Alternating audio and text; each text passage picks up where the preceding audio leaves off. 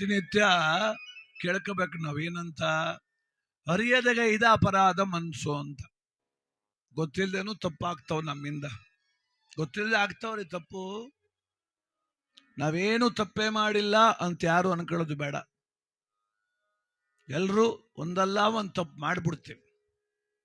ನಾವು ಆಡೋ ಮಾತು ಒಬ್ರು ಸಂತೋಷ ಕೊಟ್ರೆ ಇನ್ನೊಬ್ರು ನೋವು ಕೊಟ್ಬಿಟ್ಟಿರ್ತದೆ. ಏನ್ ಮಾಡುವ, ಆ ಮನ್ಸೆಲ್ಲೋ ನೊಂದು ಬಿಟ್ಟಿರ್ತದೆ. ಹಾಗೆ ಹೇಳ್ಬೇಕಂತ, ಅರಿಯದಗೈದ ಅಪರಾಧಗಳ ಮನ್ನಿಸೋ ಗೋವಿಂದ ಅಂತ. ಆದ್ರೆ ಸತ್ಯಕ್ಕೆ ನೊಂದ್ಕೊಂಡ್ರೆ ನಾವೇನು ಮಾಡೋಕ್ಕಾಗಲ್ಲ. ಸತ್ಯ ನಾವ್ ಹೇಳ್ತೀವಿ. ಈ ಹರಿಕತೆ ಮಾಡೋದು, ನಾಟಕ ಮಾಡೋದೆಲ್ಲ ಒಂಥರ ಸತ್ಯ, ಧರ್ಮ, ನಿಷ್ಠೆ, ನ್ಯಾಯ ಇದ್ರ ಬಗ್ಗೆ.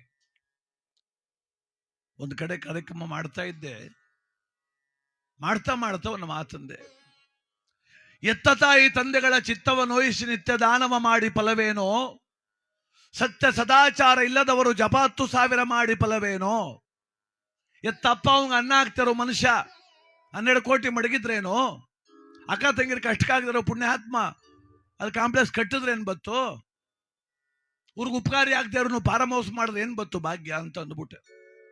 ತಪ್ಪ, ಜಗಳಕ್ಕೆ ಬಿದ್ದುಬಿಟ್ಟ ಅವನ ಯಾರೋ ಒಬ್ಬ. ಕತೆ ಮಾಡೋಕ್ ಬಂದಿದ್ದೀ, ಕತೆ ಮಾಡು, ಬಾಕಿವೆಲ್ಲ ನಿನಗೆ ಹಾಕೋ. ಅವೆಲ್ಲ ನೀನ್ ಹೇಳ್ಬೇಕಾ? ಎಲ್ರಿಗೂ ಗೊತ್ತು ಕಣಯ್ಯ. ಓಹೋ, ನಾನು ನೋಡ್ತಾವನಿ ಏನೇನೋ ಬಾಯಿಗೆ ಬಂದಂಗೆಲ್ಲ ಮಾತಾಡ್ತಾನೆ. ಯಾರೋ ಅವ್ನು ಕರ್ಸಿದ್ರು ನಾನ್ ಸೆನ್ಸ್, ಅವ್ನು ಬೈಕ ಒಂಟೆ ಹೋದ. ನಾನೆಂತ ಪೊನ್ನಪ್ಪ, ಅಪ್ಪ ಅವ್ನು ನೋಡ್ಕೋಬೇಕು ಚೆನ್ನಾಗಿಂದುದ್ದೆ, ತಪ್ಪಾಯ್ತಾ ಅಂತ ನಾನು ಅಟದು. ಪಾಪ ಕತೆ ಕರ್ಸಿದ್ದು ನೋಡ್ ಬಂದ. ಉಮೇಶ್ ಅಣ್ಣ ಬೇಜಾರು ಮಾಡ್ಕೊಬೇಡ ಕಣಪ್ಪ, ನಮ್ ದೊಡ್ಡಪ್ಪನ ಮಗನೇ ಅವನು, ರೆವಿನ್ಯೂ ಇನ್ಸ್ಪೆಕ್ಟರ್ ಆಗೋನ್ ಬೆಂಗಳೂರು 4 ಮನೆ ಇಲ್ಲ ನಡಕ್ರೆ ಫಾರಂ ಹೌಸ್ ಅದೇ, ₹1,000,000 ದುಡ್ಡು ಮಡಗವನೆ. ಅವ್ರ ಅವಂಗ್ ಕರ್ಕೋಗಿ ತಂಗೆ ಮನೆ ಬಿಟ್ಟು ಬಂದವನ್ ಕಣಪ್ಪ. ದಿವಸ ನೀನೊಂದೆಲ್ಲ ಚುತ್ತಂಗ ಆಗೋಯ್ತು ಪಾಪ ಅವನಿಗೆ. ಇರ್ಲಿ ನಿನ್ ಪಾಡ, ನೀ ಕತೆ ಮಾಡು ಅಂತ. ನೋಡಿ ಬಂಧುಗಳೇ,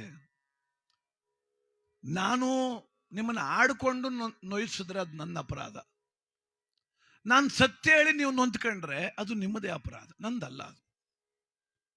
ಪಾಪ ನೀವು ಒಳ್ಳೆಯವರಾಗಿದ್ದು ಯಾರೋ ಸಾರ್ವಜನಿಕವಾಗಿ ಒಳ್ಳೆಯವರಾಗಿ ಬಾಳ್ತಿದ್ದವ್ರ ಬಗ್ಗೆ ನಾವು ಮಾತಾಡ್ತಿದ್ದೀವ. ನಾವ್ ಹೇಳುವುದೇನ್ರಿ, ಧರ್ಮಪಾಲನೆ ಇರಲಿ, ಜಾತ್ಯತೀತ ಮನೋಭಾವ ಕೂಡ ಇರಲಿ, ನೊಂದೋರ್ ಜೊತೆಗೆ ನಮ್ಮ ಮನಸ್ಸಿರ್ಲಿ, ಸಂತೋಷ ಪಡೋರ ಜೊತೆ ಸಂತೋಷ ಪಡುವ, ದುಃಖ ಪಡೋ ಜೊತೆ ದುಃಖ ಪಡುವ, ಹಿಂಗೆ ಹೇಳ್ತಾ ಹೋಗ್ತೀವಪ್ಪ. ಇದ್ರಲ್ಲಿ ಏನಾದ್ರೂ ನಿಮ್ಮಲ್ಲಿ ಲೋಪ ಇದ್ರೆ ಈ ಸಮಯ ನೋಡ್ಕೊಂಡು ತಿದ್ಕೊಂಡ್ಬಿಟ್ರು ಒಳ್ಳೇದು. ಅದು ಬಿಟ್ಟು ನಾ ಮಾಡೋದೇ ಸರಿ, ನೀನು ಹೇಳ್ತಿರೋ ತಪ್ಪು ಅಂದ್ರೆ ಅದು ಅಕ್ಷಮ್ಯ ಅಪರಾಧ ಬಂಧುಗಳೇ. ಯಾಕೆ ಅಂದ್ರೆ ಬಹುದಿನದ ಕನಸೊತ್ತು, ಆಸೆ ಹೊತ್ತು, 3 ಹೊತ್ತು ಹೊಲ ತೋಟ ಮನೆ ಅಂತ ದುಡಿದು ಜೀವ ಇವತ್ತಿಲ್ಲ.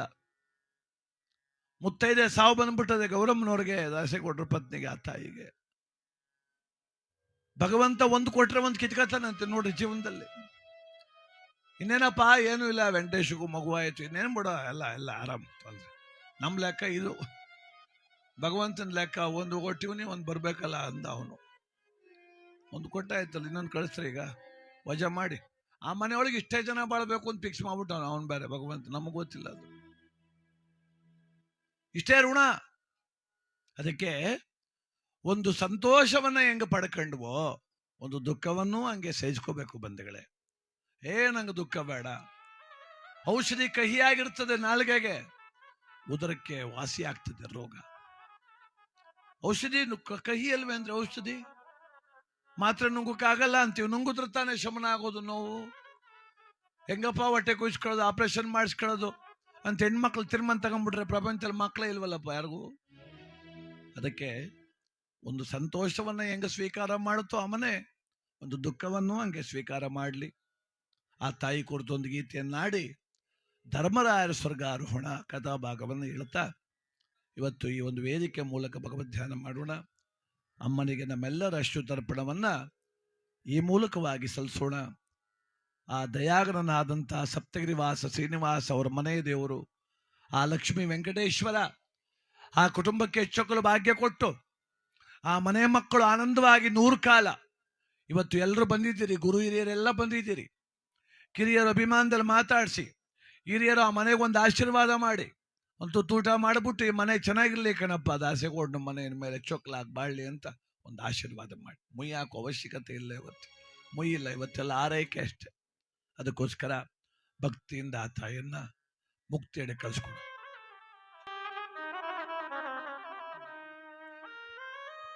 ಕಣ್ಣಿಗೆ ಕಾಣುವ ದೇವರೆಂದರೆ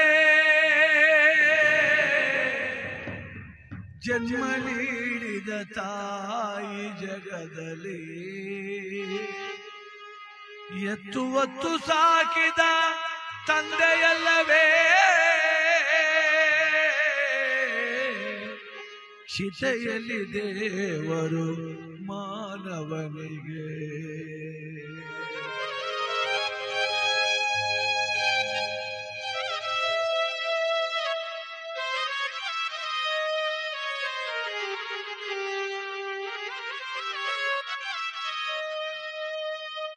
ಕಣ್ಣಿಗೆ ಕಾಣುವ ದೇವರು ಎಂದರೆ ಅಮ್ಮನು ತಾನೇ ಜಗದೊಳಗೆ.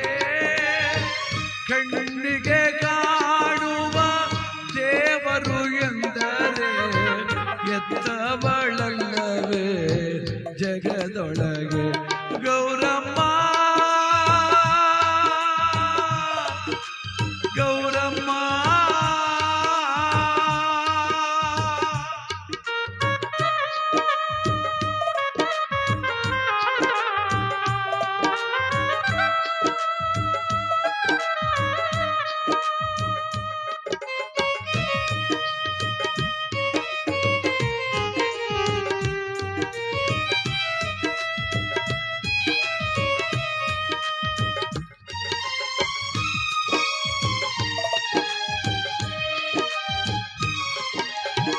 ದಾಸೆಗೌಡ ಮನೆಯ ದೇವತೆಯಂತೆ ಬಾಳಿ ಬದುಕಿದೆ ಗೌರಮ್ಮ ನೀನು.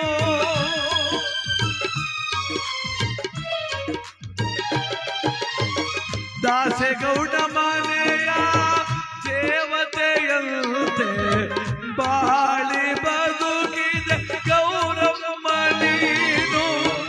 ಇಂದು ನೀನು ಇಲ್ಲದ ದಿನವು ಬಂದವರೇ ನೋಡೆ ನಿನ್ನ ಬಳಗವು.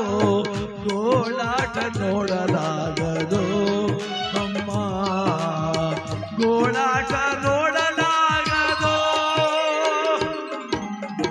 ಕಣ್ಣಿಗೆ ಕಾಣುವ ದೇವತೆ ಎಂದರೆ ಎತ್ತವಳಲ್ಲವೇ ಜಗದೊಳಗೆ.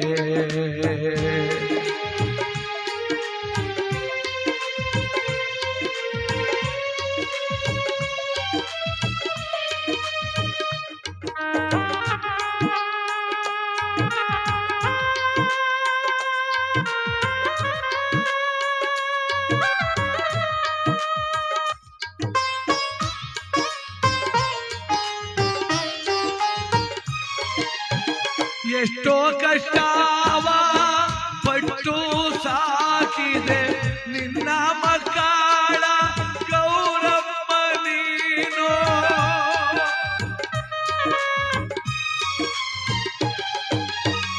ಎಷ್ಟೋ ಕಷ್ಟವ ಪಟ್ಟು ಸಾಕಿದೆ ತಾಯಿ ಗೌರಮ್ಮ ಮಕ್ಕಳ ನೀನು. ಕುಂತುಣ್ಣೋ ಕಾಲದಲ್ಲಿ ಬಿಡಲಿಲ್ಲ ವಿಧಿ ನಿನ್ನ, ಕುಂತುಣ್ಣೋ ಕಾಲದಲ್ಲಿ ಬಿಡಲಿಲ್ಲ ವಿಧಿ ನಿನ್ನ. ಹೊರಟೆಯ ನನ್ನವ್ವ ಮರಳಿ ಬಾರದ ಊರಿಗೆ. ಕಣ್ಣಿಗೆ ಕಾಣುವ ದೇವತೆ ಎಂದರೆ ಅಮ್ಮ ಕಾಣೋ ಜಗದೊಳಗೆ.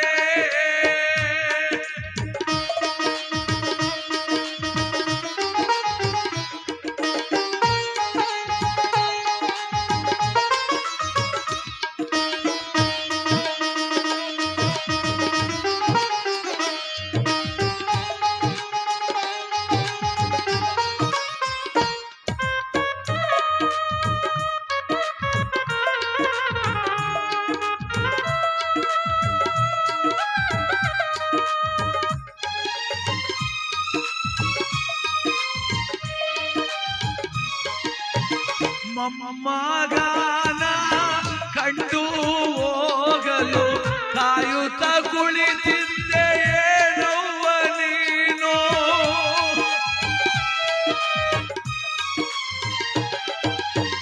ಮೊಮ್ಮಗನ ನೋಡ್ಕೊಂಡೋಗಲು ಕಾಯುತ್ತಿದ್ದೆ ಏನವ್ವ ಗೌರವ್ವ ನೀನು. ಅಯ್ಯೋ ವಿಧಿಯೇ ಎಂತ ನೋವ ಕೊಟ್ಟೆಯಪ್ಪ ಈ ಮನೆಗೆ. ಅಯ್ಯೋ ವಿಧಿಯೇ ಎಂತ ನೋವ ಕೊಟ್ಟೆಯಪ್ಪ ಈ ಮನೆಗೆ. ಕಣ್ಣಿಗೆ ಕಾಣುವ ದೇವತೆ ಎಂದರೆ ಅವ್ವ ಕಾಣೋ ಜಗದೊಳಗೆ. ಅವ್ವ ಕಾಣೋ ಜಗದೊಳಗೆ. ಅವ್ವ ಕಾಣೋ ಜಗದೊಳಗೆ. ಜಗತ್ತಿನಲ್ಲಿ ಭಗವಂತ ಕಣ್ಣಿಗೆ ಕಾಣುವಂಥ ದೇವರು,